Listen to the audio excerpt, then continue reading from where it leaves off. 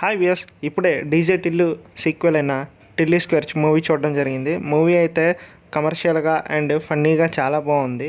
ఇక మరి మూవీ విషయానికి వెళ్ళే ముందు ఈ వీడియోని లైక్ చేయండి, అలాగే మా ఛానల్ని సబ్స్క్రైబ్ చేసుకోండి. ఈ మూవీలో ఈ స్టోరీ వచ్చేసి నేను ఎక్కువగా చెప్పాలనుకోవట్లేదు, ఎందుకంటే చెప్తే మూవీ స్పాయిల్ చేసినట్టు ఉంటుంది. సింపుల్, ఎక్కడైతే స్టోరీ ఎండ్ అయిందో అక్కడ నుంచే మళ్ళీ స్టోరీ స్టార్ట్ అవుద్ది. అంటే మనోడు తను తీసుకున్న ప్రొఫెషన్లో ఒక స్టెప్కి ఎదుగుతాడు. అలాగా అదే టైంలో అనుపమ పరమేశ్వరన్ ఒక పబ్లో మీట్ అవుతారు. వాళ్ళు డీప్గా లవ్లో వెళ్ళి అక్కడ నుంచి అనుపమ పరమేశ్వరన్ మాయమైపోద్ది. మనోడేమో తన కోసం సెర్చింగ్ చేస్తూ అనుకోని సిచ్యువేషన్స్లో ఒక హాస్పిటల్లో తను కనబడుతుంది. అక్కడ నుంచి మళ్ళీ సేమ్ రొటీన్ స్టోరీగా నడుస్తుంది.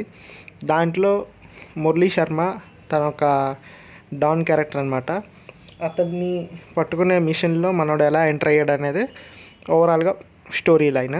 పార్ట్ 1లో ఏదైతే ఫ్లేవర్ ఉందో పార్ట్ 2లో కూడా అదే ఫ్లేవర్ని, అదే కంటైన్మెంట్ జోన్ని, నెక్స్ట్ అదే కామెడీని అలా క్యారీ చేశారు. ఎక్కడ కూడా చేంజ్ అవ్వలేదన్నమాట. పార్ట్ 1లో సిద్ధు క్యారెక్టర్ ఎలా అయితే ఫన్నీగా, నెక్స్ట్ కొన్ని సీరియస్ టైంలో కూడా కొంచెం కామెడీ చేస్తూ లైక్ తన క్యారెక్టర్ని ఎలా అయితే ఎస్టాబ్లిష్ చేశారో ఈ సినిమాలో కూడా సేమ్ అలాగే ఎస్టాబ్లిష్ చేశారు. ఇంకా చెప్పాలంటే మూవీ పార్ట్ 1 కన్నా పార్ట్ 2లో చాలా స్టోరీ ఉంటుంది. అది కంటిన్యూస్ ఇంకా జరుగుతూనే ఉంటుంది. పార్ట్ 1 నాకు ఎందుకో పార్ట్ 2 చాలా బాగా నచ్చింది. ఈ మూవీ మొత్తం ఒక ఎత్తు అయితే నాకు దీంట్లో 2 సర్ప్రైజులు కనిపించాయి. అదే ఒక ఫస్ట్ పార్ట్లో ఉన్న నేహా శెట్టి గారు దీంట్లో ఒక చిన్న క్యారెక్టర్ వచ్చిపోతారనమాట. నెక్స్ట్ ఇంకో హీరోయిన్ ఎవరంటే ప్రియాంక జావ్లేకర్, అదే మన టాక్సీ వాళ్ళ ఎస్ఆర్ కళ్యాణ మండపం హీరోయిన్. తను ఎందుకు వచ్చిందో తెలియదు, కానీ తన క్యారెక్టర్ కూడా చాలా బాగుంది. తనకి అసలు ఎక్స్పెక్ట్ చేయలేదు మూవీలో ఉంటుందని కూడా.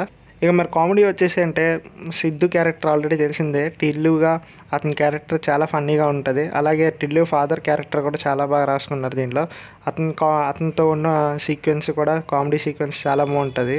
మరి ఓవరాల్గా మూవీ గురించి చెప్పుకోవాల్సి వస్తే ఈ వారం one of the best entertainer అని చెప్పుకోవచ్చు. ఈ మూవీ గురించి ఇంకా ఎక్కువ చెప్తే మూవీ స్పాయిల్ చేసినట్టు ఉంటుంది, ఎందుకంటే రివ్యూలోనే మొత్తం చెప్పాల్సి వస్తుంది కాబట్టి. సో ఇక్కడతో రివ్యూ ఆపేస్తున్నాను.